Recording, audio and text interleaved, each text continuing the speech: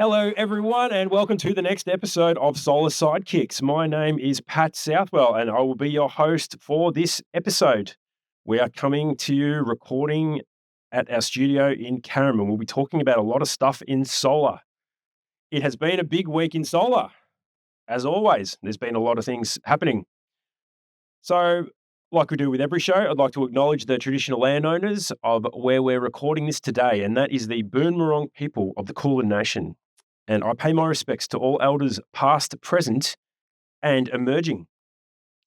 Tied out from last week, we had Luke Cove in from Lightning Energy. Thanks again, Luke, for coming in. It was a really, really good chat. Slightly heated at times. It was good, though.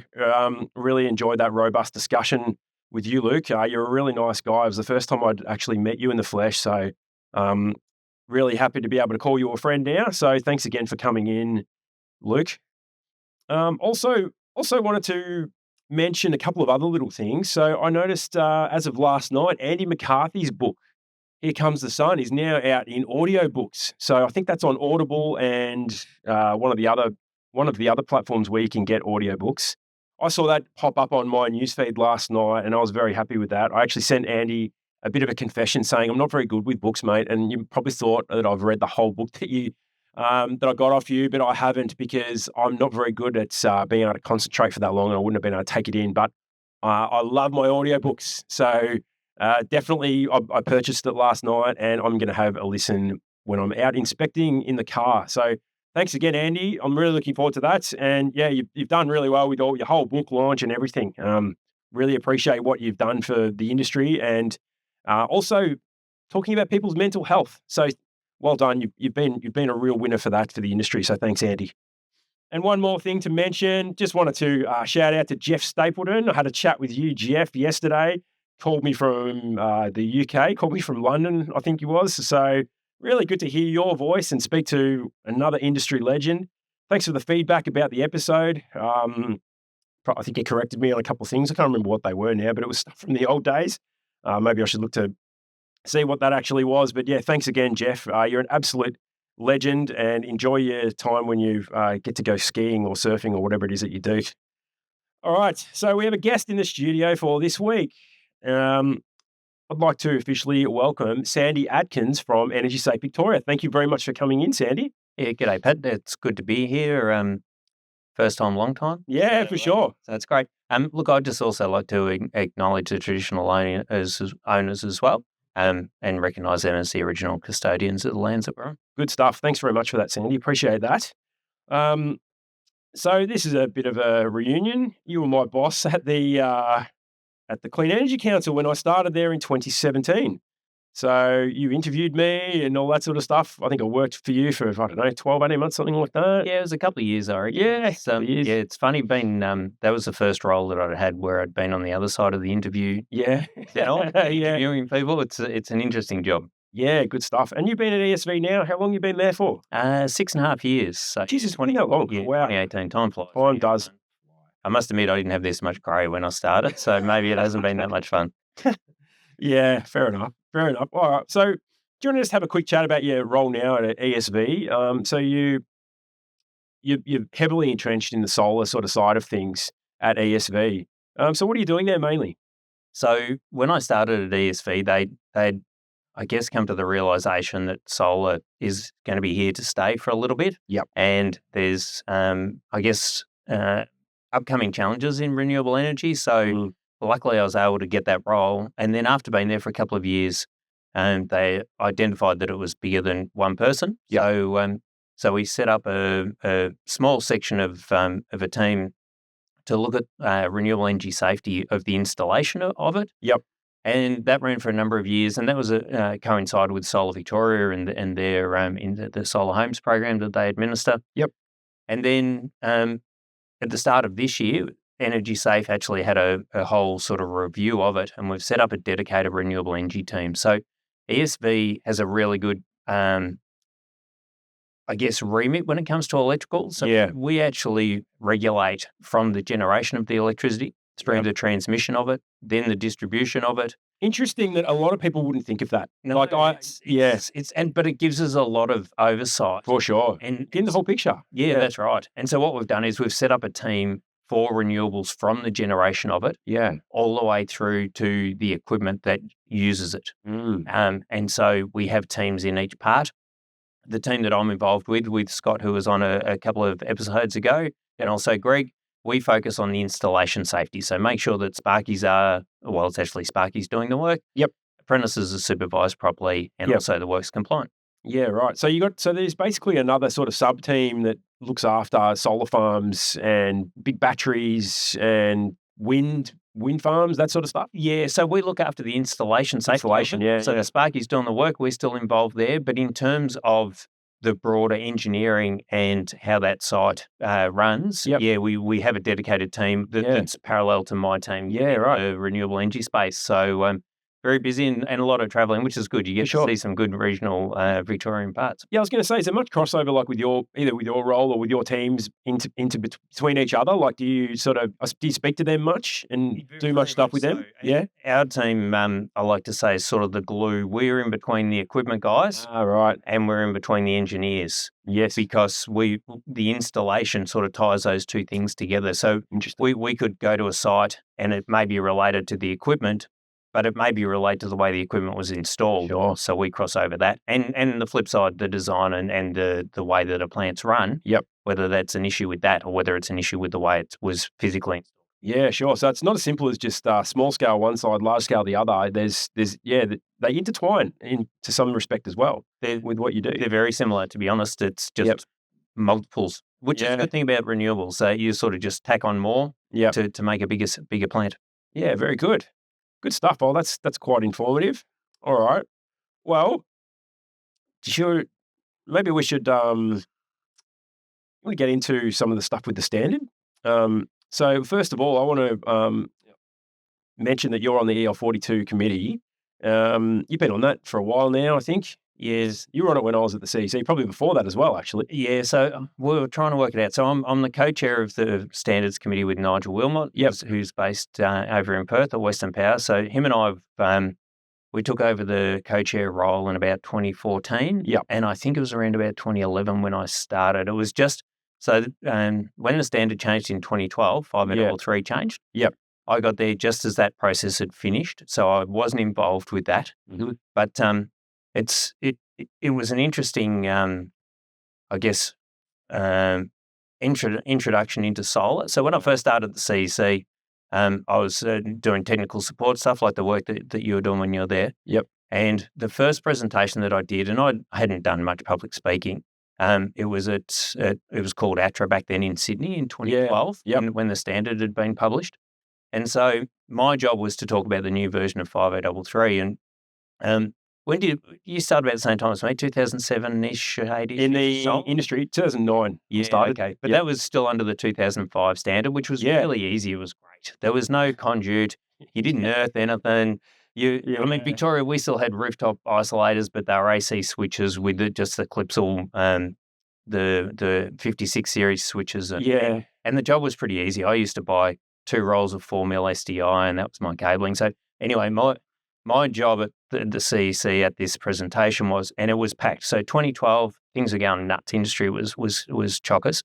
And there was about 700 people at the conference. And so my role was to tell every installer in there that they now have to put a rooftop isolator, because it's a national one. So tell everyone in all the states that they've got to put rooftop isolators. Can't use plastic cable ties. You got to earth everything. This was the biggest change as well. You got to whack everything in conduit as well. That was it. That was the one. Now your cable runs are super hard. You're putting it in conduit. Down the wall as well. You got to go in conduit down the wall, all this stuff. Yeah.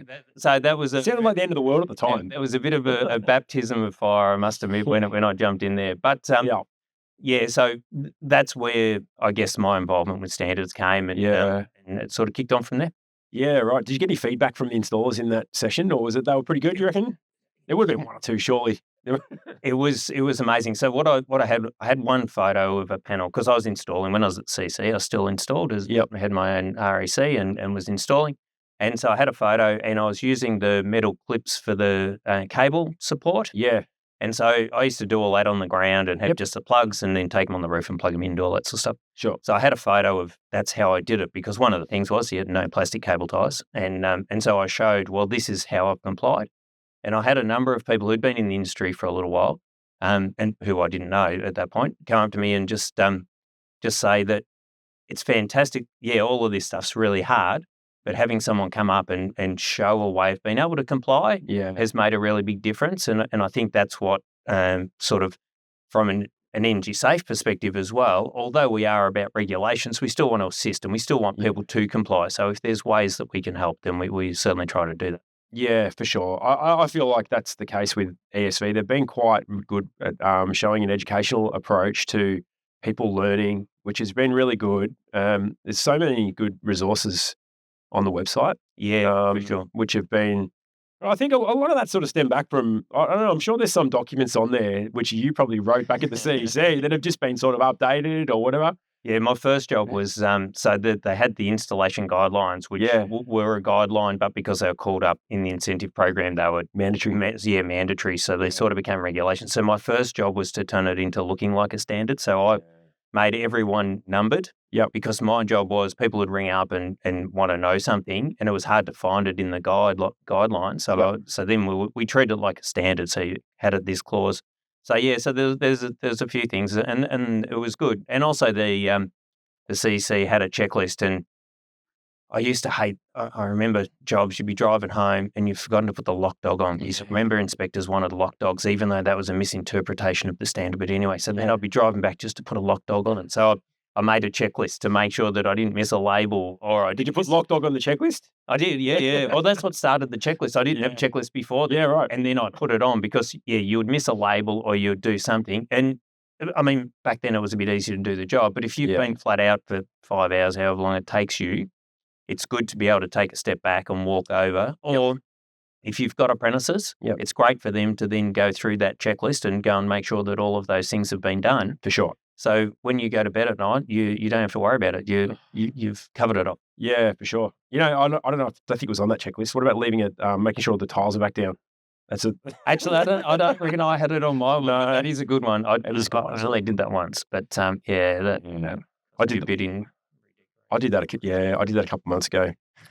It's it wasn't great. It wasn't a great experience and few unhappy people, but I had one where they called me because the roof had been leaking, so I went and had a look, and someone had put an aerial up, so it was leaking nowhere near where the solar panels were, and they were trying to blame me, and so anyway, I wasn't very happy about that one. Yeah. Oh, well, it's usually the last person on the roof who gets blamed. So maybe the homeowner did the aerial.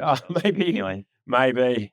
All right. Well, it's be good to hear a little bit of a broad reason why. So the new AS4777 standard has now been published. So I think we're about 4 or 5 weeks in from the publishing date, something like that. End of August. End of August, 2024. Yeah, something along that. Something like that. Yeah. So the last standard was in 2016, and I think it became mandatory in 2017, and that was a really big change for the industry because that was a lot of stuff was brought in. I think they got rid of AS4777.3. Yes. And that was the self-protection and all those things. Yeah, it was sort of more product related. So inverters reacted when the grid went out of whack. Yeah. Oh, it was that long ago. I can't remember what it was. I just remember they got rid of that one. Yeah, and rolled it into part 2. Yeah, rolled it into, okay, they rolled into part 2 today. Yeah, right. Okay, cool. So then there's only the part 1 and part 2. The part 1 was the one where there was a lot of changes. There was a lot of stuff about main switches. There was some specific things about restricted access, which were in there.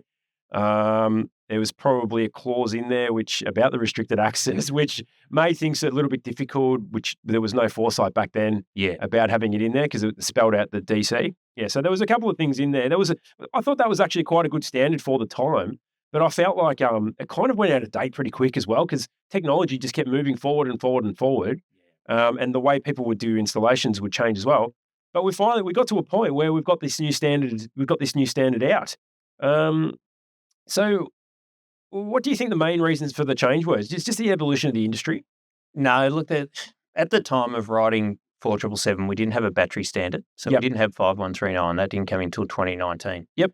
So we tried to get a bit clever and cover off potential battery. Oh, sorry, you're going back to when this is the 2016? 2016, yeah. Yeah, okay. Sorry, No, that's good. This is a good discussion to have because yeah. I think it's important people know about this and why some things were written in that standard. Because some people go, why is this here? It shouldn't be here. It doesn't make sense. But back at that time in 2015, when you were drafting these through, it would have made perfect sense. Yeah, and we're on the cusp of batteries becoming a viable option at that point. Yeah. So we put in some, I guess, cover-all stuff in relation to batteries. Yeah. But then we came a cropper because then 5139 came out and took over that. And then there was contradiction between the two. Yep. And then because we've been quite busy in the standards committee, we then released the new version of 5833 in 2021. Yep. And that changed things like voltage levels and those types of things. Restricted access changed. Yep. And so all of a sudden, the stuff that we'd put into 4777 to mitigate some of the issues around batteries were then impacting both 5833 and 5139. Yeah. So there's two really main reasons. There's to remove that contradiction. So anything to do with those two standards, basically now the standard says, and it's in section 4 somewhere, if you're doing those things, don't read this, go and do that. And a lot of people get confused. They think that 5833 is the whole installation standard. A lot of people do think that. To the inverter. That's right. Just the DC. Yeah. Yeah. And so 4777, it doesn't care what energy source is connected to. Yep. It can be connected to PV, batteries, car, a hydrogen fuel cell. Yep. It doesn't matter. A wind turbine. Someone sitting there on a push bike. Yeah, that's right. Yeah. That'll get your steps up. It's how that connects to the installation. And so we've got rid of that contradiction. And then the other one was AS3000 when it had a review in 2018, brought in a number of things. And so we were out of alignment with that. Yes. And so we had to, and one of the simple ones is adjacent. So adjacent changed in 2018. Yep. Which used to be 3 meters in line of sight, and then it became arm's reach or something. Yeah. And so that caused a lot of confusion as well. So especially in solar it did, and especially when we had the 4777.1 for specifically for solar. Exactly. So it's like, which one do you look at? A lot of people were thinking. That's right. So they were the two reasons. There's a number of others which we can touch on, but in reality, they're the two. What will hopefully be good for industry is there's a lot of other clarifications. So questions we would get or clarifications that were needed in relation to some of the wording in the standard. We've tried to fix up a number of those as well. Yeah, okay. So it sounds like also main thing is the contradiction, contradictions between the standards. Hopefully that's cleared up. We think we don't know, do we? We hope. So we've still got a section in there for energy sources that don't have a standard. So a wind turbine installation, there isn't a dedicated standard for wind turbines, so you're reliant on AS3000. Yep. Hydrogen fuel cell, there's a standard on how you install a hydrogen component, but there's not a standard on how you connect that to your inverter, for example. Yeah, right. So we've got that catch-all again, but what we've done is before you even get to that catch-all, the first thing it says is if you've got a dedicated standard that matches your energy source, don't read this section anymore, go and do that. Yeah, okay. So hopefully that'll clear it up, but who knows? Who knows? We need a standard for flux capacitors, and we need Marty McFly to come back and tell us what the issues are going to be in like 2028, 2029. That's right. Yeah, we need some 1.21 gigawatts, whatever he said, inverters out there. So we'll see how we go. A few of the younger people may not have no idea what we're talking about now, but some of the other ones, just to touch on them quickly. Yep. So voltage rise was always based on the inverter output, even if you had export limiting. So there's been changes to that. So we have in Victoria, we have an exemption requirement. So if you wanted to use export limiting to then get around your voltage rise non-compliance, you had to apply for an exemption. So that's removing that, which is really good. EVs as well. So I heard you mention it in your last show about EVs. So we don't touch on charging of EVs. That's AS3000. That's just a device that consumes energy. Once that EV starts feeding back into the property, and we'll touch on it a bit later on, we've covered off the requirements in relation to that. And I guess the big one, and one for most people to take away from this, is the testing and verification section is huge. That's my wheelhouse. Exactly. I'm gonna get so good at that testing. It's really, really good. Yeah, and really important because once you start having battery systems, and again, what we want to talk about, and one of the reasons that I want to discuss the stand in particular is you really need to look at what type of supply your inverter's providing. Yep. So we've got all of these confusing things with hybrid inverters, multi-mode inverters, battery inverters, and all these things. At the end of the day, it doesn't really matter. PV inverters, doesn't really matter. What matters is that the way it connects to the installation and the supply that it offers. So we've used that terminology, which aligns really well with AS3000. So I reckon they're the key things. There's a couple of there's a new sort of way that solar's been used for apartments and stuff, which we'll touch on as well. And there was no installation requirements around that, so we've tried to cover that off as well. But they're sort of the key things, I reckon. Yeah, okay. Good stuff. I've been really looking forward to this one coming out. Because how long were you working on it for, roughly? This was actually pretty good, I think. Pretty good? Yeah, we took 2 years from go to woe, and to do a standard, normally it's about 5 years. So I think we did quite well with it. Okay, no worries. All right, well, just before we finish on the just the overview of it all, are you able to talk about, you probably can't really speak too much for other states, but can you talk about Victoria for when it becomes mandatory? What the period of... Yeah. Yep. So when does it become mandatory? So I was just having a look. So 23rd of August was when it was published. Yep. And so the standard up front says that it's got a 6-month transition. Yep. Which takes it to the 22nd of January. Yep. So as of the 23rd of January. Is that right? Is it? Is it February? January, February? We'll work that out. August is the 8th. So whatever, maybe March, something like that. February. Anyway, in 6 months after August. Yep.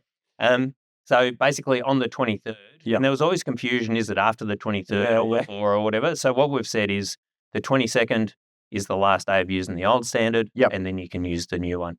That being said, and again, you mentioned that this is Victoria, so I can't speak for other states. States. That being said, these newer devices, so the standard calls them inverter power sharing devices. So effectively what they do is you might have 1 or 2 large inverters. You then have a fancy box that splits up all of the outputs across a number of apartments or retirement homes or whatever else that it is. And so it shares that power from one or a central IES across to all other systems. So they're called inverter power sharing devices or IPSDs. Because we don't have a standard for those, anyone who's installing those, and predominantly they'll be under the Solar Victoria, the joint federal state government incentive for solar for apartments. Under that program, they'll be required to follow this because there is no other standard for you to follow anyway. What I would suggest and what the guidance we're about to send out to industry is whichever standard you use, you have to follow it in its entirety because something may have changed in the new version that affects something in the old version. So you can't pick the good bits of the new one and pick the bits you liked out of the old one and combine them. And there's I guess a secondary point in that. It's really important that the Sparky's doing it, put it on the certificate to make the likes of you and your job much easier because inspectors need to know what standard they're going to inspect this and determine compliance to. So if it's not on the certificate, then it relies on them. Like you turn up, you're looking for what used to be in the old version.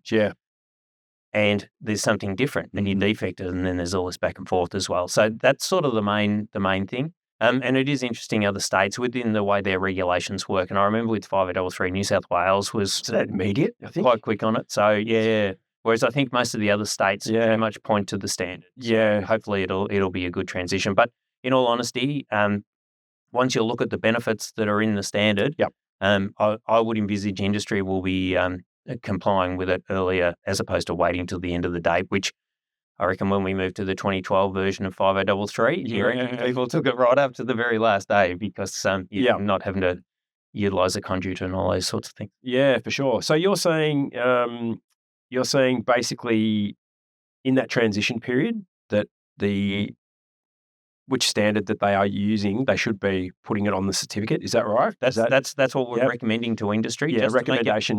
To make it easier for the inspectors. So it's not mandatory, but I mean, you may do it by just having a conversation between your inspector or whatever. As long as everyone knows what's being inspected, what's being installed as well. That's the other thing.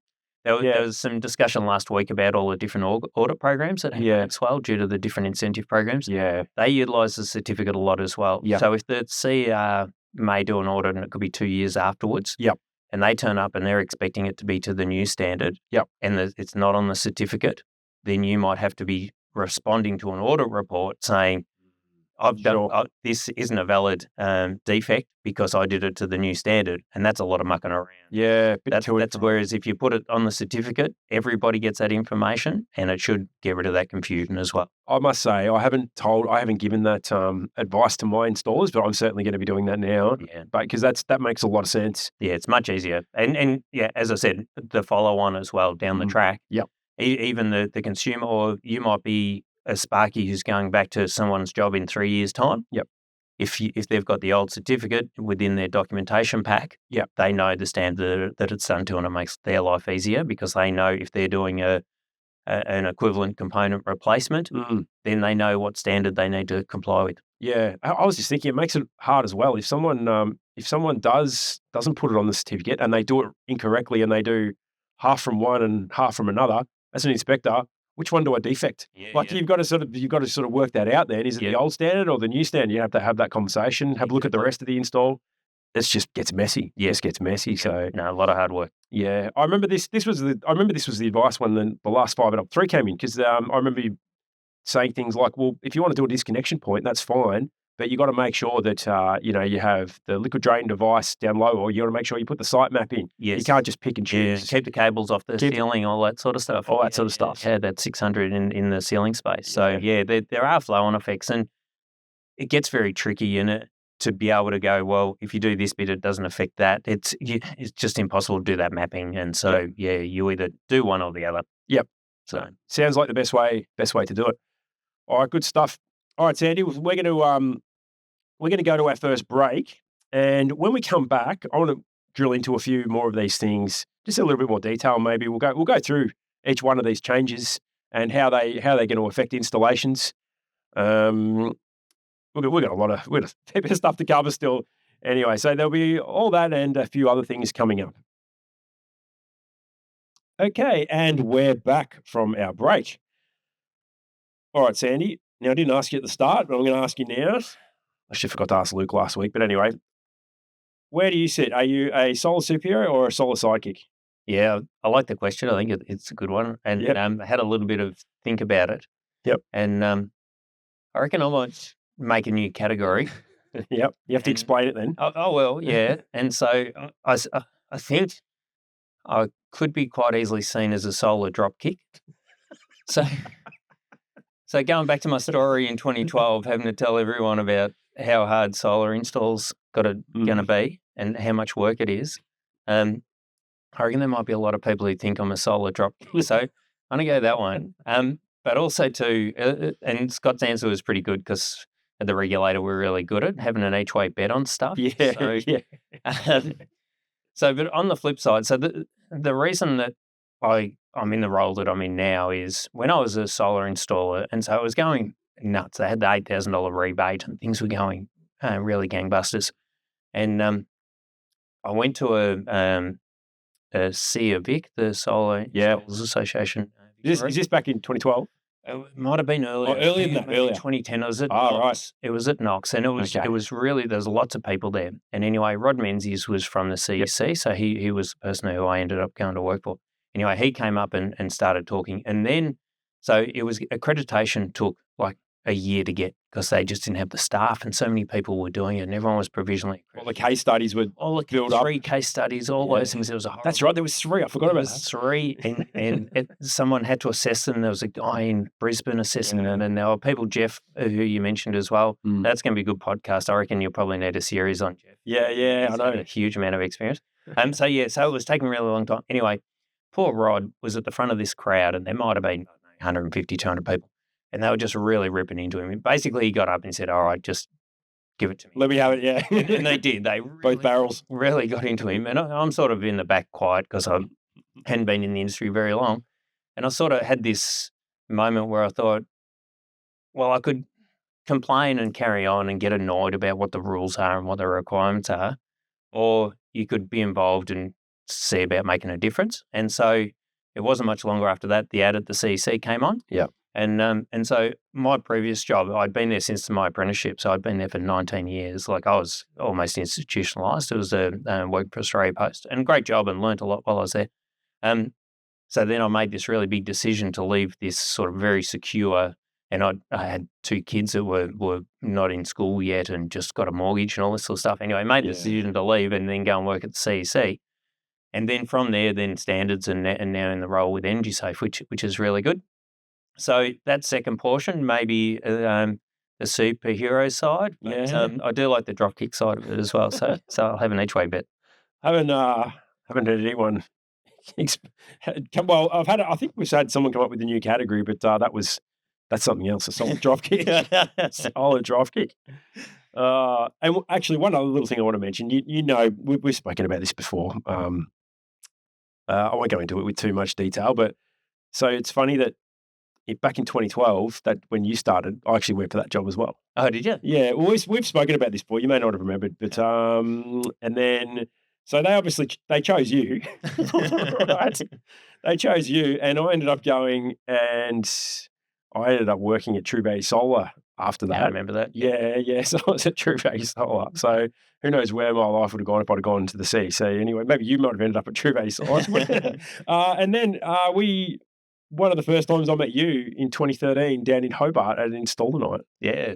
And I'd had a couple and said, you're the prick who stole my job. And we ended up having a bit of a laugh about it. And so I remember there was a whole story to that. But yeah, and then we ended up working together at the CEC. I reckon you probably learned just as much at True Value Solar as I learned at the CEC. I reckon that would have been a big learning curve as well, because things were just going nuts and trying to get everybody on board and all that sort of stuff. So. Oh, it was crazy. It was really crazy times. Just you go home some nights and you think, like you feel like you didn't do anything, but you did so much stuff, and you just putting fires out all the time. And it was, I learned a lot of lessons there. That's for sure. I've been pretty lucky with getting jobs, so I'm thankful that I got over you. So I'm sorry about that, but look where you are now. You got your own podcast, so you're doing work way better than me. I when I went for my apprenticeship, so I was straight out, did year 12, and then went to get a job. Yep, and we're having the recession that we had to have. So it was the early 90s, 93 it was. And so I sat an aptitude test for the apprenticeship at Australia Post, and there was 4,000 people that sat the aptitude test, and there was 4 positions, and I managed to get one of them. Wow.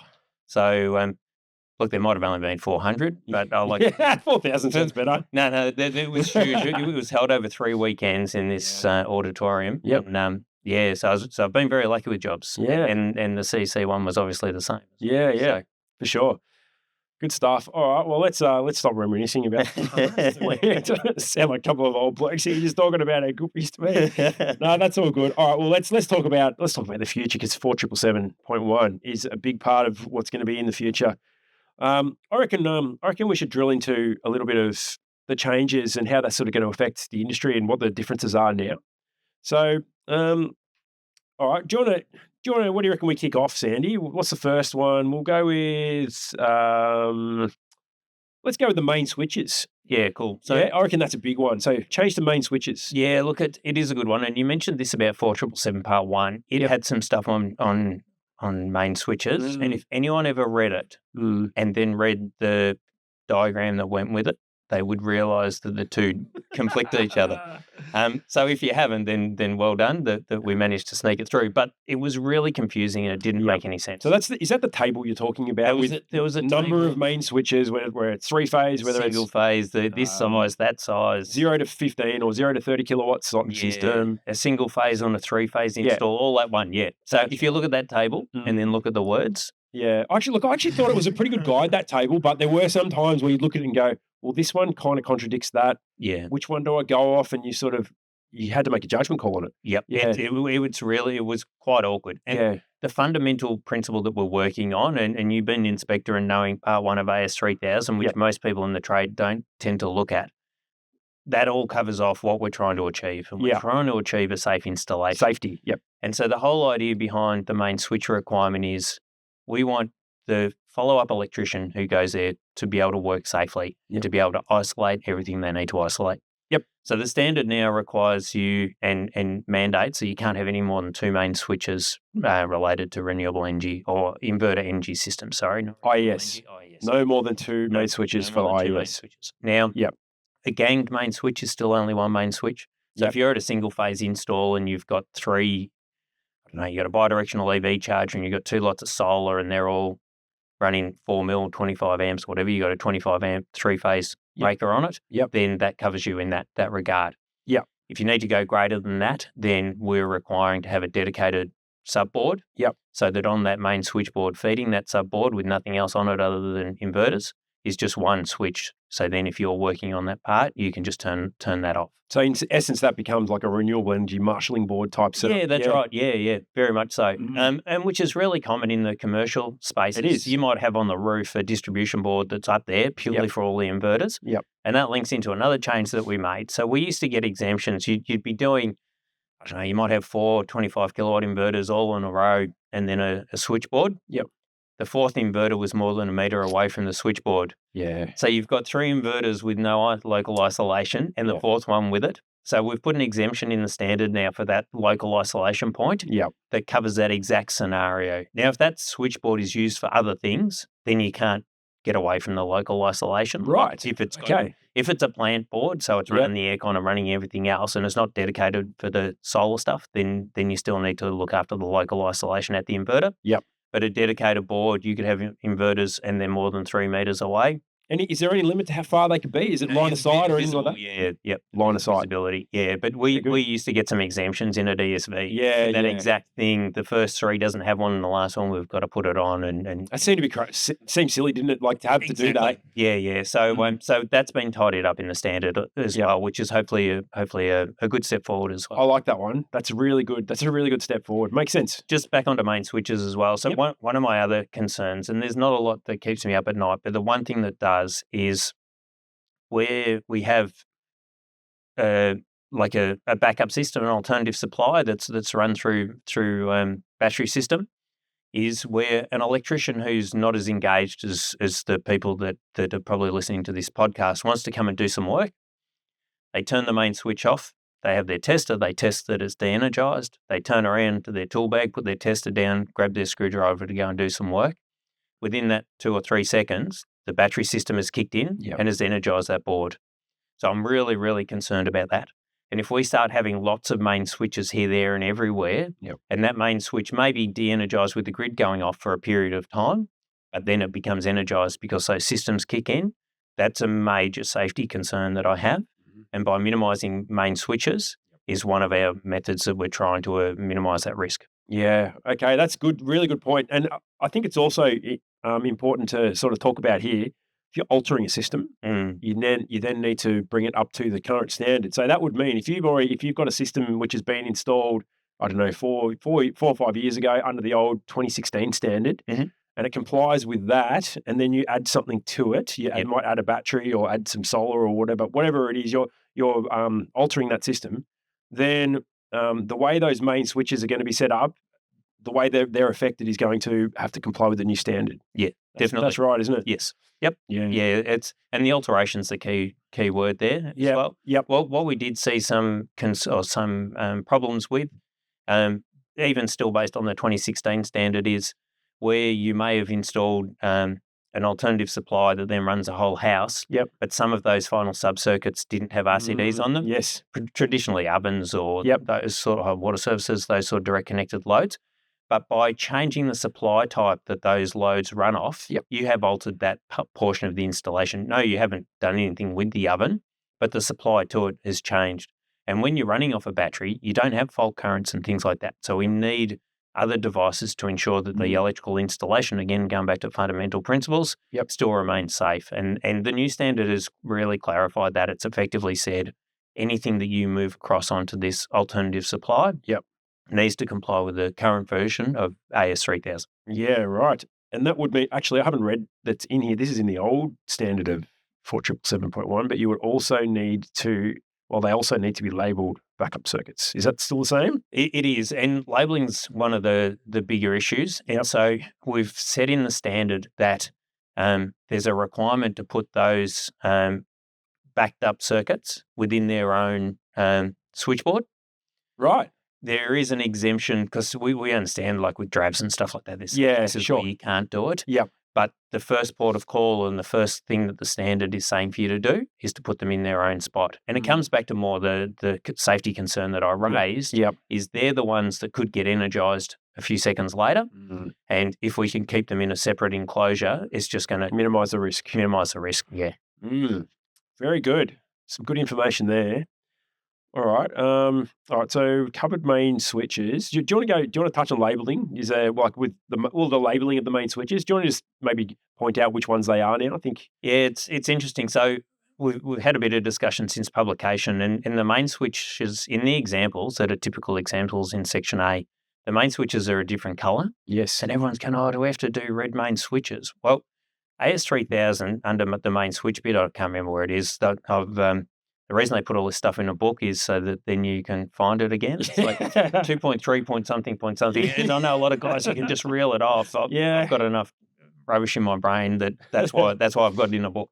But anyway, in the section on main switches, it talks about that they have to be distinctively labelled so they don't get confused with sub-circuits. And so in the old version, they all look the same. A main switch looked the same as a main isolator. Yep. And so we've just made them red because that's the way we've distinguished through the standards committee. We don't really care how you do it. Remember, you'd buy the Clipsal boards and they'd be white with red writing for the main switch, and then you'd have green or whatever else for the final sub-circuits. So it's not actually a 4777 requirement. It's an AS3000. The main switches are different. And again, it comes back to the safety concern. We want people to know which switches to switch off. Right. So we're going back to 3000 for that one. That's 3000, effectively. Okay. We've just highlighted, because a lot of people I don't think realise that 3000 calls out the delineation between main switches and other devices in a switchboard. Very good, because I think the reason it wasn't that coloured main switch label in the last standard had something to do with it being classed as an information label. Is that right? Actually, I think you told me this. So that would be a white label with black writing. If you go, so there's here we go. Yeah. I'm showing a bit of knowledge here. I think is it AS2726? I'll have to check that one. The labeling, like 13, 19 or something. But anyway, there is one. It's run with whatever. There is one. Yeah, about how labels need to be presented. And I think it used to come to, it was something about it being an information label. Yeah, that's what a main switch was classed as. Mm-hmm. An information label would be white background with black writing. Yep.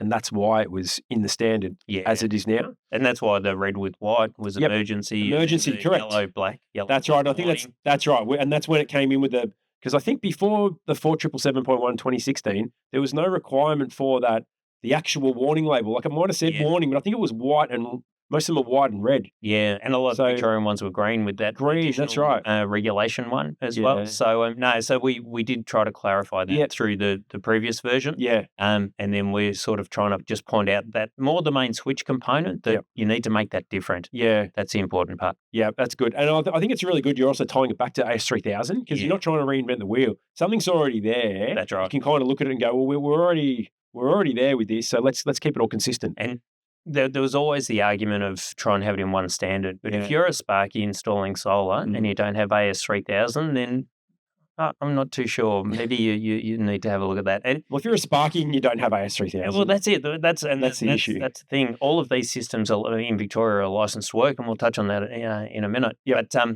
so you're expected to have it. And there is this thing of standards are expensive and we don't want the trade to buy lots of standards. And I totally get it. There's industry bodies that by signing up to them, you can get access to standards and stuff like that as well. Yep. But not only that, like I remember I had a job where I needed an inspection camera. And back in the day, an inspection camera was like $200. Yeah. And I only used it once. It got me out of trouble and I did the work. But I'd spent $200 on this thing and it was a cool toy as well. So it's as much as you spend your money on than buying a book. Yeah. But the thing is, if you defect somebody for not complying with the requirement in the standard, what does it cost that contractor to go back and put that label on or to follow up in the standard what the bid is to then go and do it? So for $200, to me, it's a pretty good tool of the trade. Yeah, I agree with that. Absolutely. All right, very good. All right, so what else have we got in here? All right. There's another really big one. Yeah, go for it. So supply types. And so we've mentioned this before. So we don't want to get caught up with hybrid inverters or battery inverters or any of that sort of stuff. So what we've done, AS3000, the 2018 version, and not too sure how many people have picked this up, they've actually covered off what the inverter for a PV system, the cable and the supply is coming out of that. Yep. So they've got a new term called supplementary supply. And effectively, a supplementary supply doesn't work unless it can sync to something else. So the vast majority of PVs are supplementary supplies. And then AS3000, again, has had alternative supplies forever and a day, but everyone thinks of those as just being generators. But at the end of the day, if you've got a Powerwall system that switches from the grid to the battery when the grid goes down, that's the ideal definition of an alternative supply. Yeah. So we want to start using those two terms all the time through industry, because then I don't care what the energy source is or the type of system you have. The risks and how you install it to make sure the electrical installation's safe is purely based on that supply type. And so what we've done, we've also had to bring in 2 new ones. Yep. And so there's a couple of inverters, and the CEC have a list of them. You can sort inverters by their category types. Yep. And one of them is called standalone battery only grid or something like that. I can't remember what it is. But effectively what it means is, so if you think of the likes of Selectronic, and there's a couple of Victrons, and there's probably others, I haven't looked at the list recently, they're designed for off-grid systems. Yep. And they've got a generator import, and they can control the generator and turn it on and off and charge the battery stuff, which is fantastic. But at the end of the day, the grid's probably one of your most reliable generators that you're going to have in there. That's right. So what the manufacturers have done is the product standard 4777 Part 2 has a cut-down test for those types of inverters, which is under Appendix M, which is what the CEC checked to put them on the list.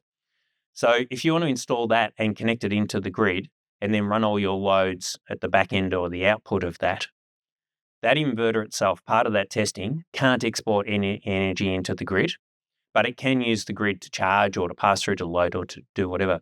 So we've come up with a new term, and that's called an independent supply. So we've got a whole section in Section 5 now, just covers all of these different types of supply types. Yep.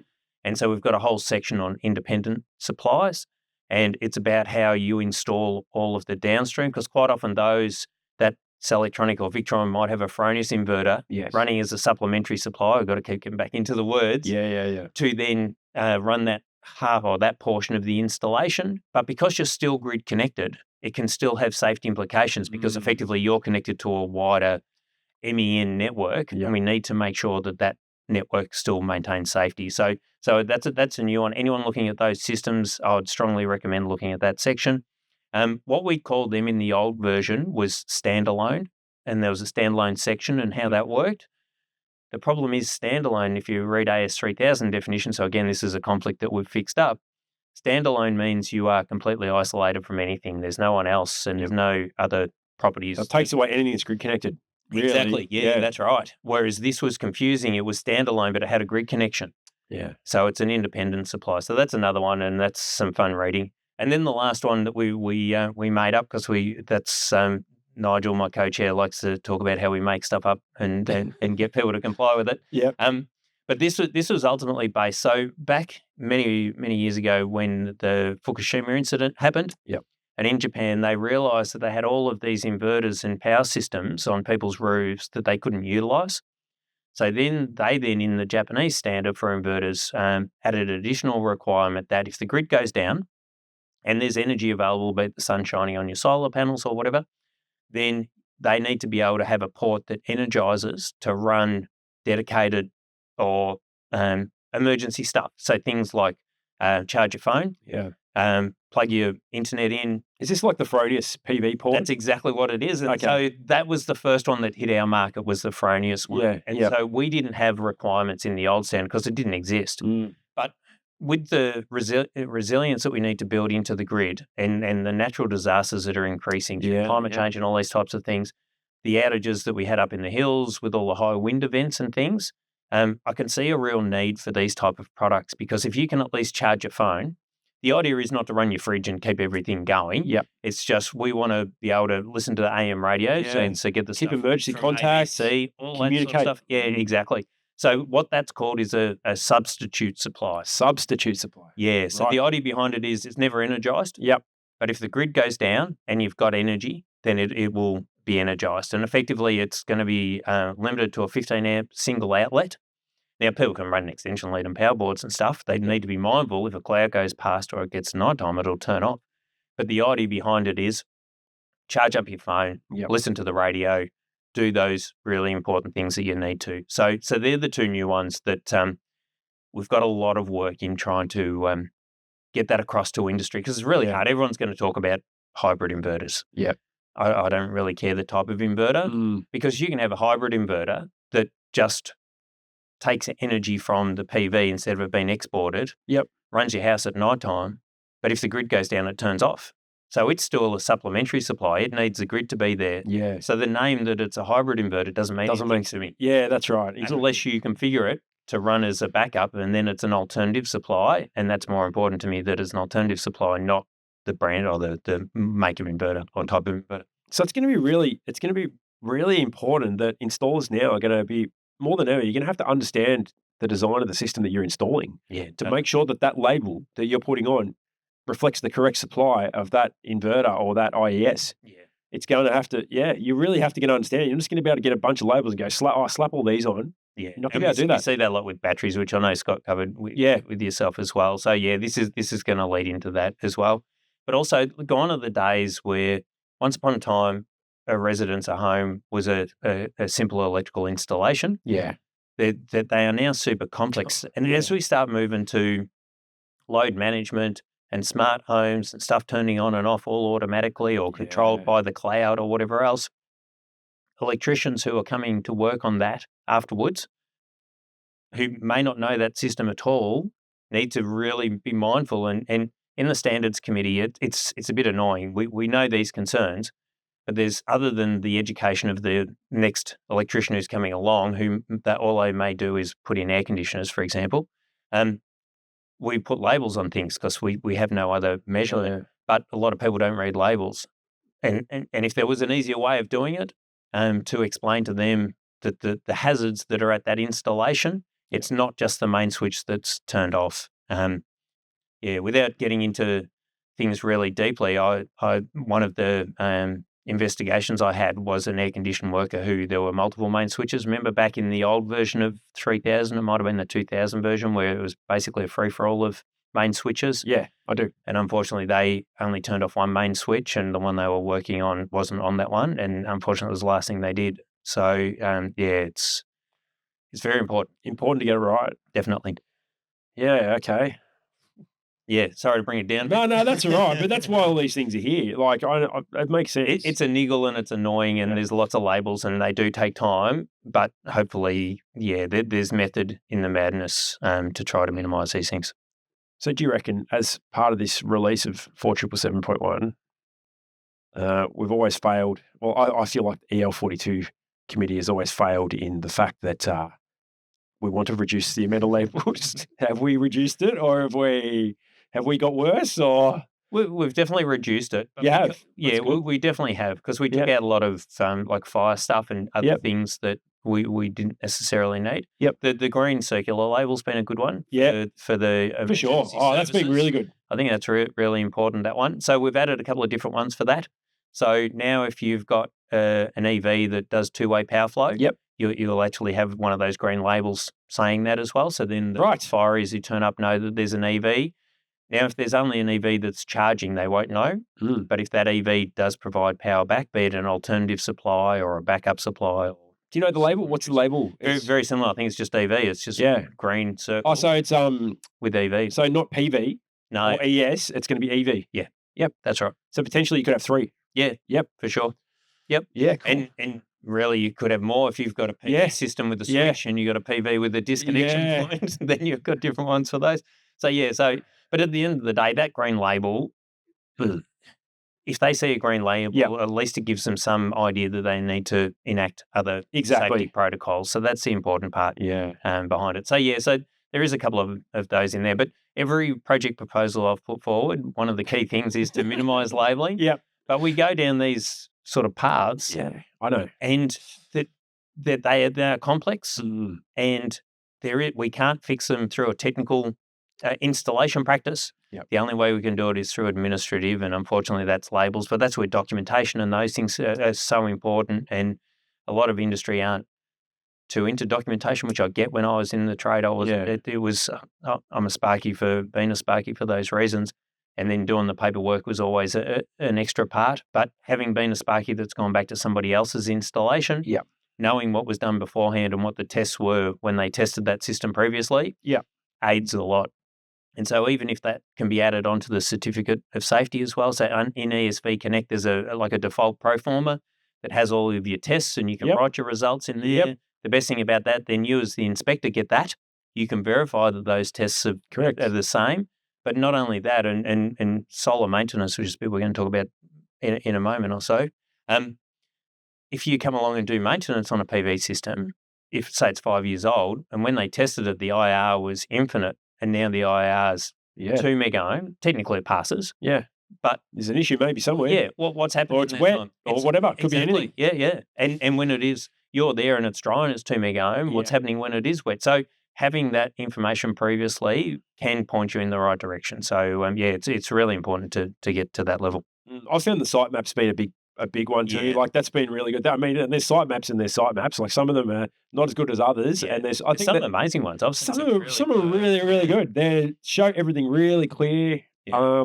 I do come across the odd one which has got the wrong address on it, or that sort of stuff. But I feel like they're getting better. Yeah, they're definitely getting better, and I feel like they're taking it a little bit more seriously too. Yes. Yeah. And the emergency services are really thankful for that. Yeah, and that's enabled us to have other things minimised, such as rooftop isolators and things like that as well. So it's sort of a bit of give and take in it. Yep. It's good that there's some really good examples. There must be some good packages around that people are using. Yeah, for sure. All right, cool. Now, what else have we got in this standard? I reckon. Do you want to talk about? We'll just briefly cover some of the. Do you want to talk about testing? Yeah. I could talk testing all day. Yeah, me too. It's another whole podcast, that one. I reckon it is. What are the changes in the new 4777.1? So there's a huge amount of clarity. Yep. At the end of the day, look, AS3000 is a fantastic standard. It covers all of the risks. Sometimes it's hard to know how to apply them to this standard, and that's all we've done in 4777 is how do you apply the same tests out of 3000 but for this type of system. And on one of the podcasts, and I can't remember which one it was, Pat, but there's always discussions about audits and the auditors who do the audits. And we've had some fantastic findings, and there was 2 that Scott spoke about on the podcast with you, which related to multiple MENs for alternative supplies. Yep. And others that don't have neutral continuity. Yep. And effectively, the extra tests that those auditors did on site were able to confirm that. Now, if you tested it to the minimum requirements of AS3000, it passes everything. Yeah. The big problem is, if you've got 2 MENs, you've got earths running current, which then puts a voltage rise onto the earthing system, which can then have tingles in wet areas and things like that as well. Or the flip side, if you're not continuing the neutral through when you're in that backed up mode of the alternative supply, you've got no earth reference, so RCDs are pointless. Yep. And so there's some significant safety issues in that. So what we've developed, there's a lot of testing. So all of those different supply types that we're talking about, alternative supplies, island supplies, supplementary supplies, there's the testing requirements on how to ensure that in both modes, be it running as a supplementary supply and connected to the grid, it works properly. And then when you switch across, it works properly as well. So that's probably the key change. And certainly from the people in your world, it's one thing to really get your head around. And I think it's going to be interesting, some of the things that we find, and for the trade to get across it as well, because it's really important. It's until you draw it out, well, for me, until I drew it out, I didn't really understand what was happening. Yep. And once you sort of get your head around it, it's quite easy. But when you're in a board with lots of wires and you're doing these tests and you're going, what's going on? Like it is quite a confusing thing. So the testing's a really good bit. I'm really keen on that part. Yeah, I feel like there's a big education piece around that with testing, because I still feel like I speak to a lot of installers and they don't quite understand a lot of the time the tests that are required from when they do have, well, let's call it a multi-mode. I know it's called something else now. But they didn't really understand that, and it was almost a little bit hard to point them in the right direction as well. Like the main place to point them was ESV website. Yeah. A lot of just me being a Solar Vic auditor, I was we were told to do these extra tests, which may not necessarily be in much documentation, but obviously you need to check that neutral continuity. That was a huge one. And then the alternative earth path, and you have current flowing through your MEN. Exactly. That's actually, it's really scary if you come across that. That's right. And it was great, the auditors that found that. So there are a lot of people who get annoyed about being picked on and things with auditors. But they do a fantastic job, and that detail that they go into has then now reflected that there was a hazard that we didn't know was there. That we've now been able to minimise by putting it into the standard as well. So yeah, it's a really good one. I'm really happy. Good stuff. All right. Well, testing is important. So get your head around testing, everyone. And it's it's really, really, really important. I've got to get my head around this with the new standard. I want to make sure my procedures are all line up with it. I think SAA might be doing some webinars on the new standard. Good stuff. And I think one of the ones is specifically related to testing as well. So, great. So I haven't been across it, but yeah. Yeah, well, keep your eyes peeled, everyone, for that, because there's going to be, you really should be brushing up on testing, making sure it's right. A lot of people, I've spoken about this with other inspectors. A lot of people think they're good at testing, and then, well, I know inspectors who thought they were good at testing, and then they go to do the inspection course, and they work out that they were pretty horrible at it. But actually learning it and doing it, they've become quite good at it and able to teach other people. So it's, practice your testing. It's practice, practice, practice, and understanding what you're doing. Yeah, I've learned a lot being a DSV from that regard. Yeah. You turn up and something's gone wrong. Yeah. And you're only there because something's gone wrong. And that's where that's right. Insulated gloves and having all of that protection with you, because you're there because something has gone wrong, to try to work out what the actual issue was. Yep. And it's actually worse when you don't find a problem with the installation, because then you're second guessing yourself and you test. And obviously when you're there because there's an emergency incident, you've got a lot more time than you have when you're trying to get to your next job. Yeah. And so we can spend a lot of time, but certainly my testing has got a lot better being in this role, because having to identify all that sort of stuff. Absolutely. Yeah, it's really important to practice. So, all right, cool. So I reckon we'll just touch on the, you want to talk about the EV charging and I mentioned them as the inverter power sharing devices. Is that? No, so they're two different things. So that's not it. Okay. No, that's not it. Okay. No, that's cool. And the other one I might talk about is central protection. Central protection. I know there's a change on that. Yeah, definitely. Yeah. This one's quite a quick one. Yep. I do tend to talk a lot, Pat, so you can. That's all right. No, it's a good episode, this one, for sure. So we call it now interface protection, because central protection, people thought that was where it had to be installed. Yeah. The idea is it's the interface to the grid, or the network connection point is it's interface protection. But effectively, the change is if your system that you're installing is under 200 kVA, then it's not a mandatory requirement in the standard. Now, every distribution business has their own requirements, and however they deal with that is outside of the standard, and that's between the customer and the connection agreement with them. So we don't regulate that side of it. But the standard now says that if you're under 200, you don't need to worry about it. And we've also tried to clarify, and the words aren't very good, but the intention behind what we're doing and what the standard is trying to achieve is, when you've got an embedded network, be it a retirement village or apartments or whatever it is, and you might have 5 kilowatts on every single residential property in that, it's not the aggregate of all those fives. So if there isn't a system that's greater than 200 kVA on all those 5 kilowatt inverters on that retirement village, then central protection is not required. Right. And the reason that we had central protection, or interface protection as it's now called, is if you've got a single system that's 200 kVA, or back then it was 30 while we were learning. Yep. So that's 30 kVA. If that drops off, that's a lot of load to come onto the network. Yep. Whereas if you've got hundreds of 5 kilowatt inverters, the chances of all of those hundreds failing is very minimal. Yep. You might get one fail, but 5 kilowatts dropping off 200 kVA, it's not even going to blip. You may even get 2 or 3 or 4, and it's probably not going to make that much difference. Exactly right. Yeah. So the risk isn't there. Yep. And so the standard's just trying to reflect that now. So that should make people's lives easier. But I'll just go back to the point we made before. If you want to apply this not having central protection, you're now need to comply with the whole standard. Yep. And also to put it on the certificate. So when you come along and inspect it and you're looking for central protection, that it's not there. They don't want to get a defect for that. So it's an important one. The only caveat I'll put on that is these inverter sharing, power sharing devices, IPSDs. Yep. So I mentioned these before. This is where they split them up across a whole heap of apartments or whatever. Because they're a new device and they sit between the installation and the inverters, we've still maintained that 30 kilowatts for interface protection. So if you're installing one of those systems and it's greater than 30, and that's the aggregate is greater than 30, then you have to put a central protection in for that one. So the 200 doesn't work. And look, maybe in 5 years' time when we do an update, we might just move that into 200 once we've got a better product standard around that device. But that's sort of where it sits with those ones. Is the main reason for shifting from 30 to 200 because the hardware and the running gear and all that sort of stuff in the inverters has improved?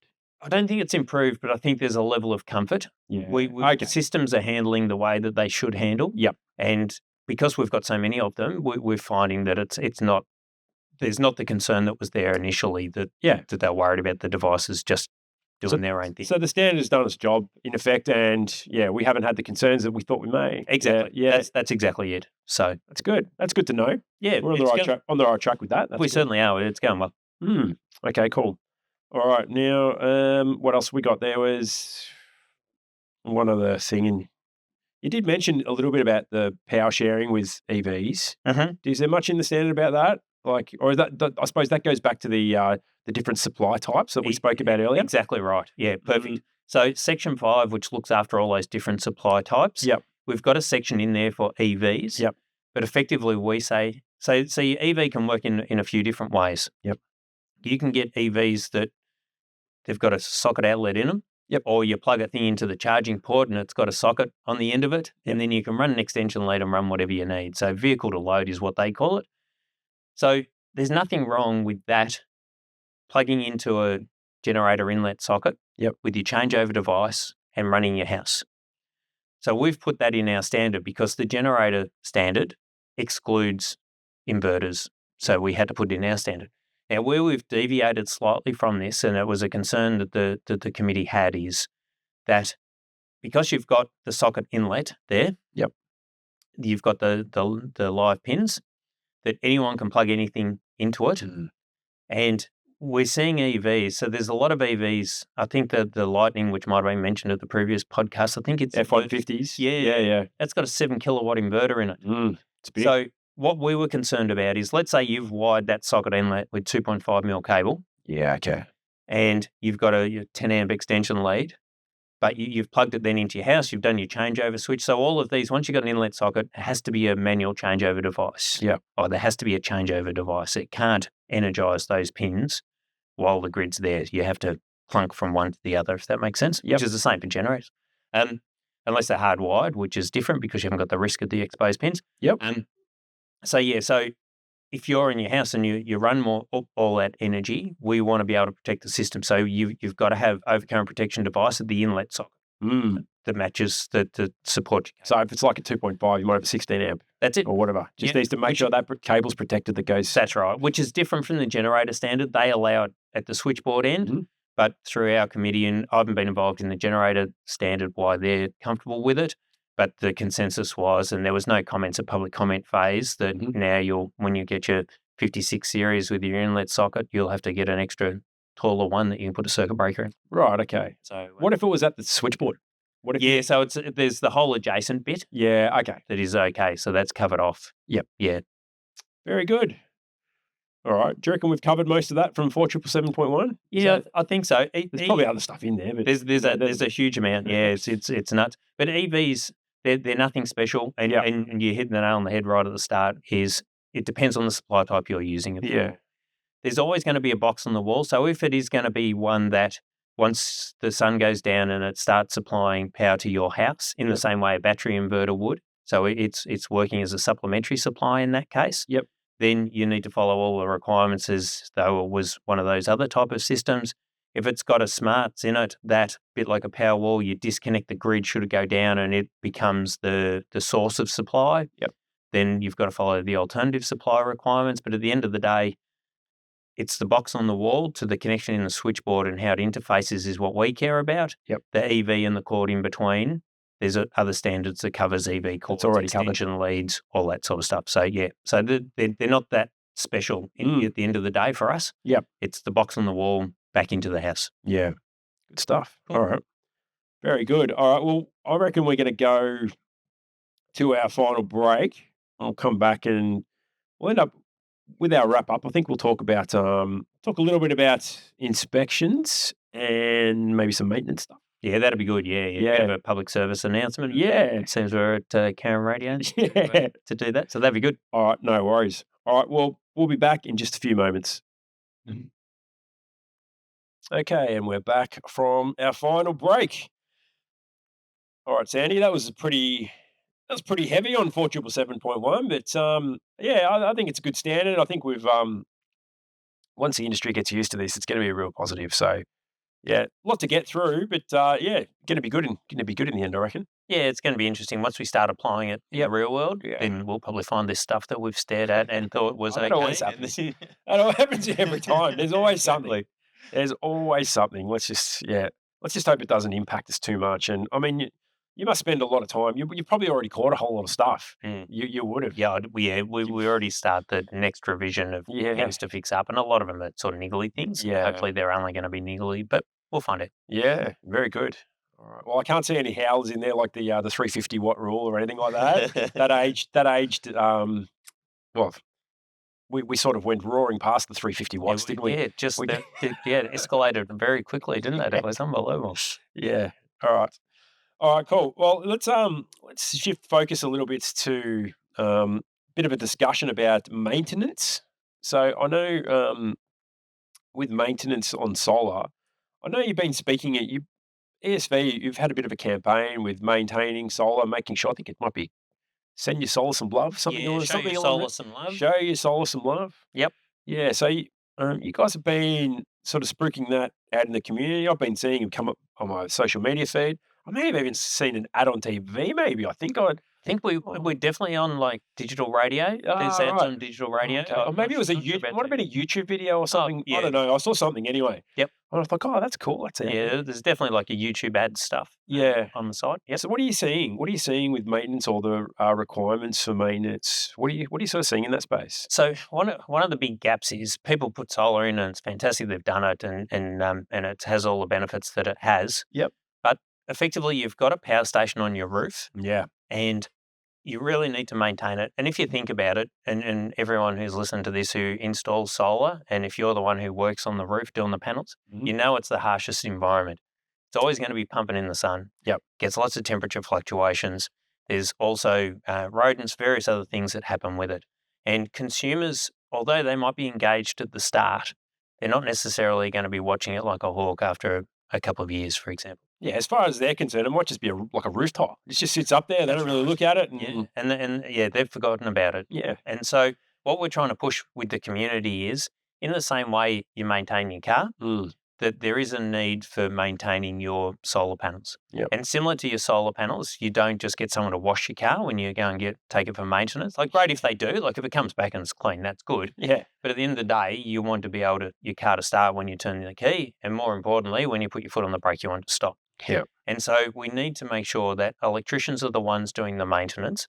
And in all honesty, cleaning introduces more problems than it actually is trying to achieve in terms of efficiency, because systems that do have rooftop isolators or systems that have panels that may have some issues with them, by squirting with high pressure hoses or whatever else, isn't really going to make that system safer. If anything, it's going to make it worse. Electricians are the ones who have IR testers who can do continuity checks and things like that. Yep. And so from doing all of these discussions as well, so some of the questions we get back from the trade is, well, what is solar maintenance? But at the end of the day, it comes back to your testing discussion at the start. Yep. Effectively, you are just doing your visual inspection and retesting. And if you do that, you'll be ensuring that the system is safe. And while you're up there doing all of your tests, that's when you can do your visual inspection, make sure that none of the connectors are having any heat issues. Yep. I had one that there was a whole heap of leaf litter under it. And this was, I must admit, the rooftop safety probably wasn't where it should be. Yep. I was pulling all the stuff out, and all of a sudden a possum shot out and off the roof. And so, but that had nested under there, which was obviously possums like. Who knows what damage? What the damage could be happening. IR testing to make sure that that's okay.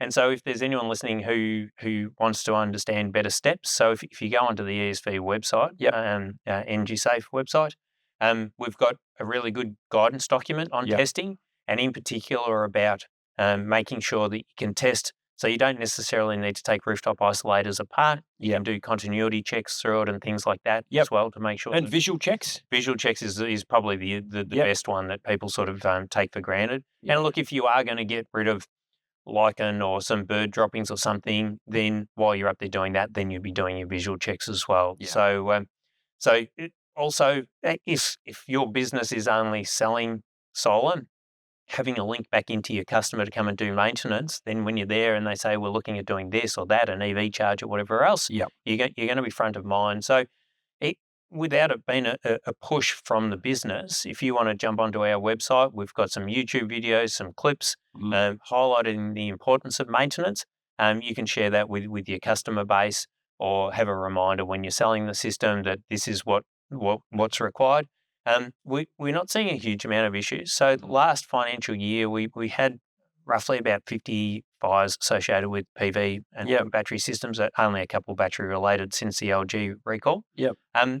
And the vast majority of those are over 2 years old. So our recommendation is every 2 years, have your system checked by a licensed electrician. So those out of those ones that you do see, is that generally maintenance hasn't been performed?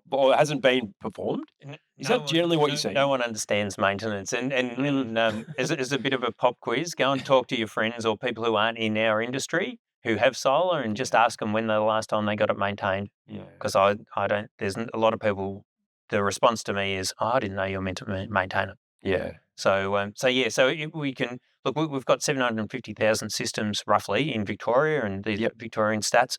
So 50 odd is not a big number, but it's still a number that we could have a lot lower if we maintain these systems. Also, you may have bought a new property or a property that someone put solar on before, and you know nothing about it. Yeah. Getting it maintained when you first get it checked is really important. Yeah. Yep. Absolutely. Really important. I think that's I've never really thought about that point you brought up about just cleaning can potentially make the system more unsafe. Definitely. I'd never really thought of it that way. Yeah. Because I see a lot of people on like local Facebook pages and that sort of stuff. Oh, we got to clean and we clean solar panels and this sort of stuff. Yep. I've actually challenged a few of them saying, are you licensed to do this work? And they say, well, we don't do any of that work. I've sort of said you sort of need to know your way around a solar installation to be able to do this safely. Yeah, without a doubt. And also since 2012, since we brought in the conduit requirement, we've got this amazing downpipe that we've installed from the solar panels down to the DC isolator at the inverter. Yeah. And you cleaning solar panels may be all well and good, but tomorrow morning when the sun comes up and all that water is wicked down the isolator into the one next to the inverter. Yeah. And there was a lot of discussion about getting rid of rooftop isolators for all of their problems. Yep. For me, it's that the one at the inverter is the important one. And that's why it's good to see manufacturers getting internal DC isolators, because if that fails, there's a potential for the system to sort of expand from there. Whereas we don't have combustible roofs in Australia. Yep. If a rooftop isolator fails, you get a bit of melted plastic on a roof. Yeah, there's not much fuel up there to burn, is there? No, but that's where maintenance is handy, because if you've got leaf litter under your panels, it could add to all of those things. But when it's on certainly a combustible wall, then it's a little bit more of a concern. So that's why we're keen on the maintenance being done by electricians for that exact reason. Yeah, that's right. It's in and a tip: do your IR test after you've washed it. Do it before and after, and see the difference. Yeah. Yeah, right. Just to because that could point to water getting in somewhere. Yeah, right. Would you recommend, like, if you're doing maintenance, so we've got to make sure our IR tests are over 1 mega, right? Yep. What about for a system that's old? Like, is that what we still go 1 mega for? Like, if you've got a 20-year-old system, 1 mega? Well, the mandatory requirement is mega. Yeah. So it has to be above that. You'd still be looking at it though. If it was 2, you'd go. There's probably something going on. And again, it goes back to the discussion we had about documentation. Yeah. And this is where it's really important. Those original tests, the customer has those, which chances are now, because we're only talking about this, they won't have that. But hopefully it'll reinforce the importance of that, so that when you go back or somebody else goes back, they know where it is. But certainly look at anything that's under 10. Yeah, is probably an issue. Which is a gut feel. But I would certainly, as a Sparky, be going to have a bit of a look at what's going on. Yeah, well, we've got in the regs, it's 50 megohm as a minimum for underground. Underground, yeah. Yeah, so, I always think if it's something much less than that, you think, your ears start to prick up a little bit. Without a doubt. What else is going on here? Yeah. Definitely, considering both cables are double insulated from each other as well. So you would expect that you've got decent. The problem with solar is it depends on the size of your array. Yeah. The more panels, the more leakage. And so it's not as cut as dried as two cables next to each other that aren't making contact, because at the end of the day, they do make contact. Yep. But there's the separator in the panel. The back sheet is basically what's separating it from Earth. So yeah, it's a tricky one. Yeah. Well, anyway, the main message there is maintain your systems. Do it every 2 years, and I'll put some links in the show notes about some of the stuff from ESV. So you got some guidance. Only use a spark. Only use a Sparky. Yeah. Don't just get someone to clean your panels, because they don't. Well, unless they're licensed. Stop when you put your foot on the. Yeah, exactly. Look, unless they're licensed and they just clean panels, that's all right. That's fine. Yeah. That's all right. They're missing a bit of a gig there, but anyway. They probably are. No, that's all right. Okay, cool. All right, maintenance. Was one more thing I want to talk about. Just off-grid. If off-grid, that's it. So let's go with off-grid. Yeah, one last customer message is we've been involved. There's an off-grid living festival that happens every year in the north. Up in Chilton, is it? I think it's Chilton.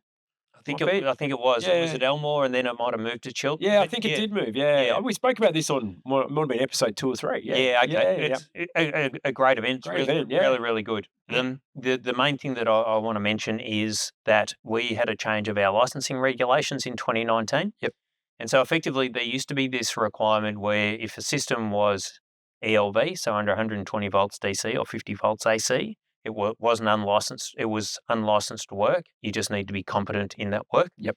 So there was a change to that. This is Victoria only, isn't it? Like just interstate listeners, this is Victoria only. Yeah, definitely. Yep.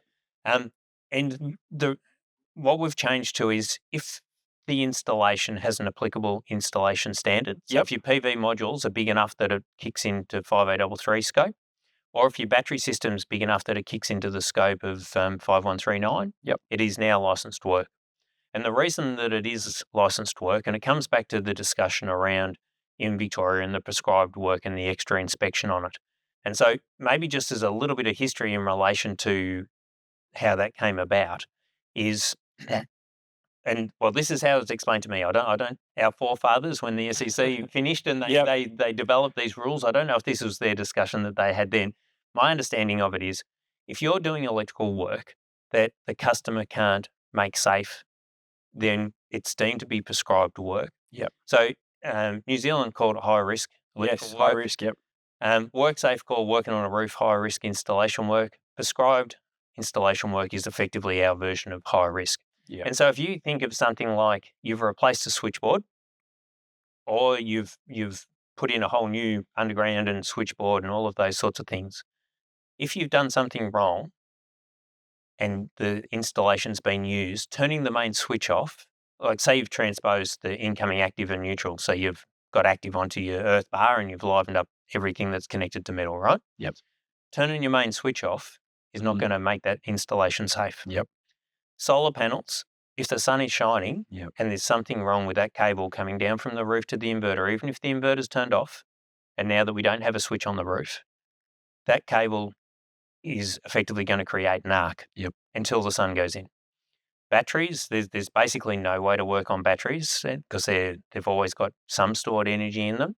And so anything that the customer can't turn off, that's what fits into prescribed work. And that's the reason why we have the likes of you and all the other licensed inspectors is it's higher risk work and we need independent verification that it complies. And so I know there's a lot of angst in industry in Victoria about inspectors and them taking a long time. What's the sort of time frame? So you work for a number of Sparkies doing this.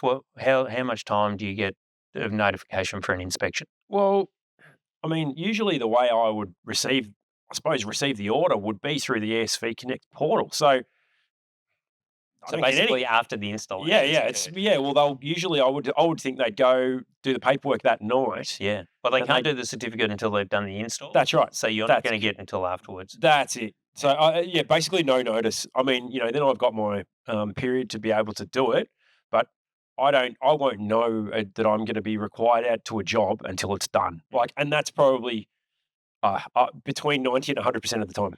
Yeah, and so this is one of the things that through the solar industry in particular that I'd like to change. So any retailers listening, an inspection is a mandatory part under the Electrical Safety Act. You can't get your certificate without it. Yep. in the same way, an inverter is a mandatory part of a PV installation. You're not going to go and do an install without your inverter. And I'm talking residential here. If you're doing hundreds of kilowatts, then you might do it without the inverter. But let's talk about residential. You're not going to send a group of guys to go and do an install to only go back later on and put the panels on the roof or to do it. So we need to treat the inspector as they are a part of the installation and a part of the equipment that we need. And I would imagine, and I've been in the industry selling solar for a long time, but I would imagine most companies know what work they've got booked for the next couple of weeks. At least a rough idea that we're going to get to this job next Wednesday or Thursday, depending on what happens. I have some idea. Yeah. So when you're working out that schedule, give your inspector a heads up, because your inspector, you're a private business. You don't just work for the one company. You've got lots of other things that you need to fit in. And so if the only time you get notification that you need to go to that is when it's done, then there's going to be a delay. But if you've got, and I can't speak for the way that you run your business, but if you've got a week and a half or even a week heads up, then you can plan work in that area to get them all done a day or two or whatever, and make it nice and easy. So the big takeout is treat your inspector as a key component of the installation, because it's the bit that protects the solar retailer, the electrician from us. That's your job, is to protect them. And so you're a valuable component of it. And they just need to plan that as part of their daily process. And I think that issue in relation to inspector delays will change. And the main one that we hear it is in the country. They've gone into the country, they've installed, and there might be one inspector, two inspectors that services that part, and they're already booked up for the next 3 weeks because they are the only inspector. So book it in early. When you know you're booking the job in with the customer, same call to you or email to your inspector. Yeah, good point. I must say, that would really help my business a lot. Yeah, well, just with the day-to-day operations. If I knew where I was going to be 2 weeks out or a week out, honestly, even sometimes 3 days out, Yeah, exactly. I would. It would help with efficiency a lot. And good customer outcome, right? I mean, at the end of the day, they're only. Well, that's what we want. Yeah. Well, that's what I hear a lot of retailers say. You think of the customer, right? Yeah. You think of the customer because they're the ones, they get their system installed, and then they've got to wait. They have this really good experience, and then they've got to wait for the inspector to come before they even turn it on. Yeah. So that's hard. But if the inspector can be there quicker, it would help. Yeah. So that would really help me. Because coming through the ESV portal, it's not a bad way of receiving jobs, but you sort of, as soon as that job comes in, you're under the pump. And you're going to be asking, when are you going to be there? When are you going to be there? Yeah. And you try to get around to as many as you can. You try and be as efficient as you can, but you can only do so much. Yeah. I mean, the same thing though. If you're the solar retailer and the customer rings you and says you can come today and install my solar, they're not going to go, yeah, okay, we'll come and do it today. Yeah. Because they've already booked their jobs for that week or whatever else as well. And we need to treat it the same way. That's right. I like that point you raised, because you're not going to book a solar install if you don't have the inverter. That's right.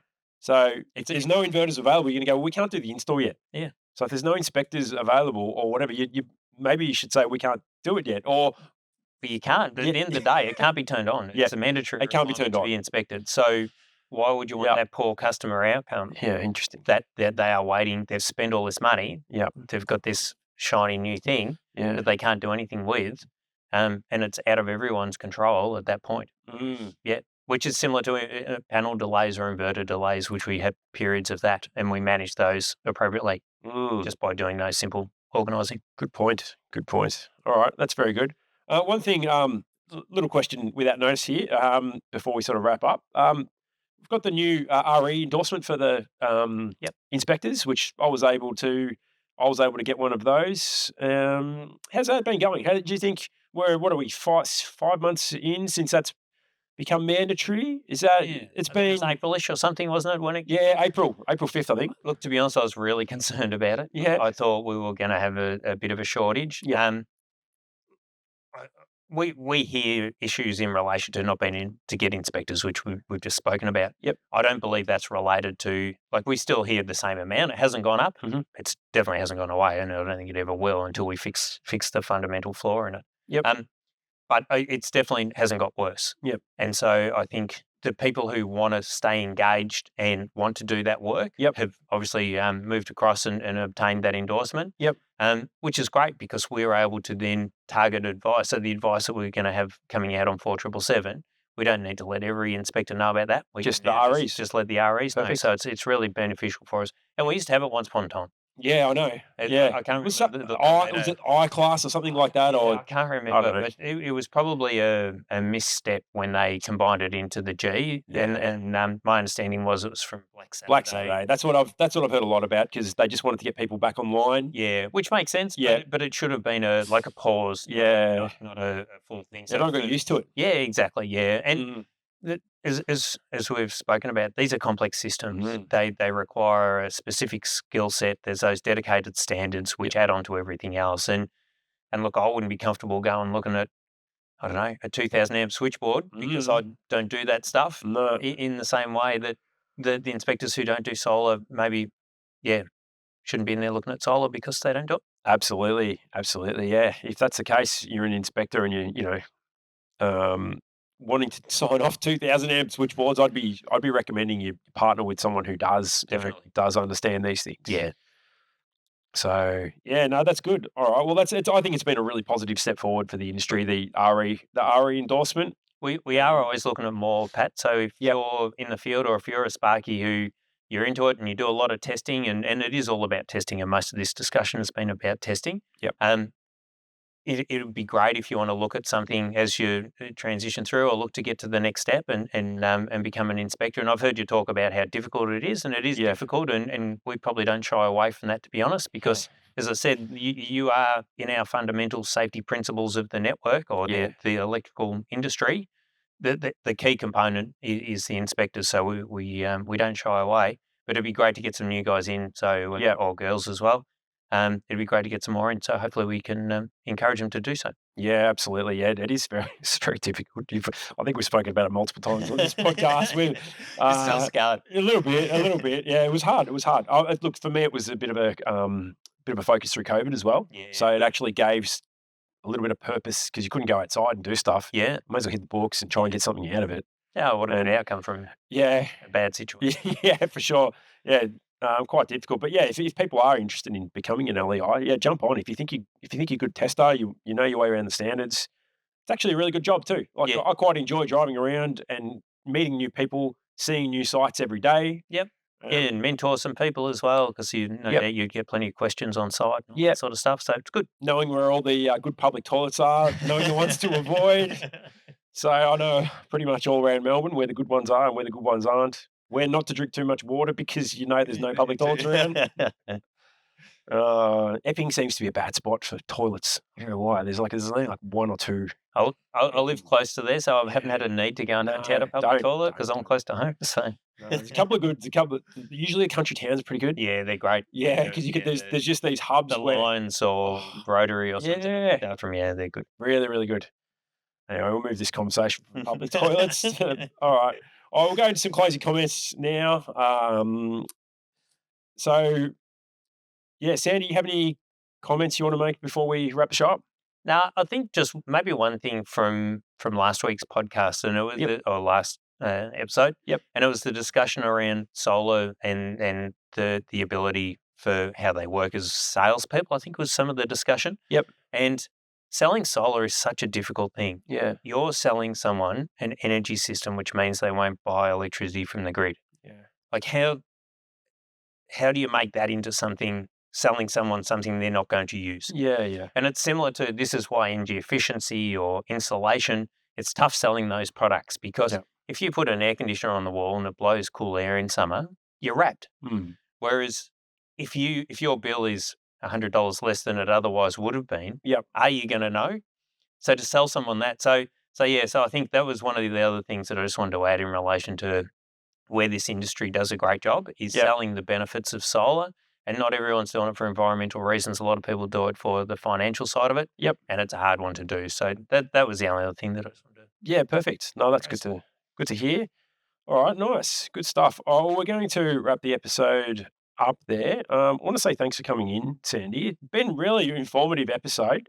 It's probably going to be a long one, I reckon. I don't know. Anyway, Yeah, it's been sorry about that. no, it's good. There's a lot of good stuff in there. There's heaps, a lot of stuff for people to get their head around, I think, with this 4777.1, but they need to start somewhere, or even if you have already started your journey on learning it, I must admit myself, I need to spend a bit more time on it just to get my head around it, because it's going to be a real positive step for the industry. I think we've done quite well with this one.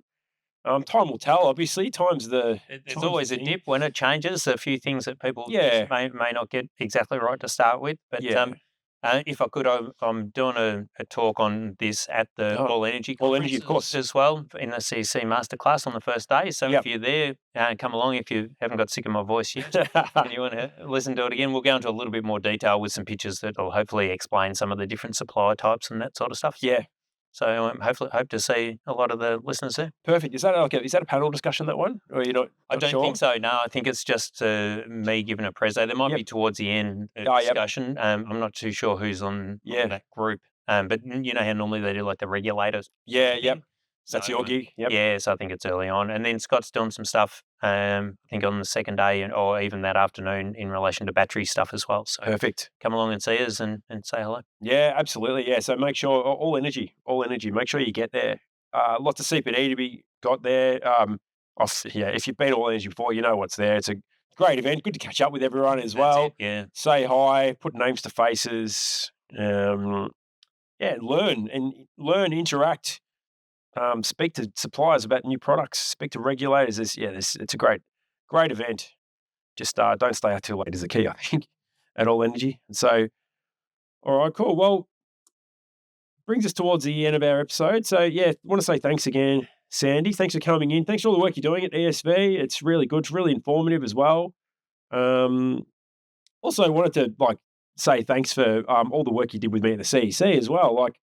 I think you're one of the only bosses I've had that hasn't ruled by just being an arsehole. You're actually really, you come across as a really nice guy, and you are actually a really nice guy too. So it's good to have people like you in the industry. And I really appreciate the way you sort of carry yourself in the industry. Really very respectful, and it's good. It's good to know you. So thanks, Pat. No, look, I appreciate it. We had some good fun times there, even though some of it was hectic. It was good learning for all of us, I think. Absolutely, it was. It was really good. All right, good stuff. Well, that brings us to the end of our episode. Haven't quite worked out what we're doing next week. It's Grand Final Friday. I don't know. I'll work something out. Got a couple of people I might want to get in. Depends if they want to come in on a public holiday. Anyway, time will tell how that all goes. But that comes to the end of this episode 26. And thanks very much for listening. I'm very happy you're here. And we'll see you next time on Solar Sidekicks. Thanks, everyone.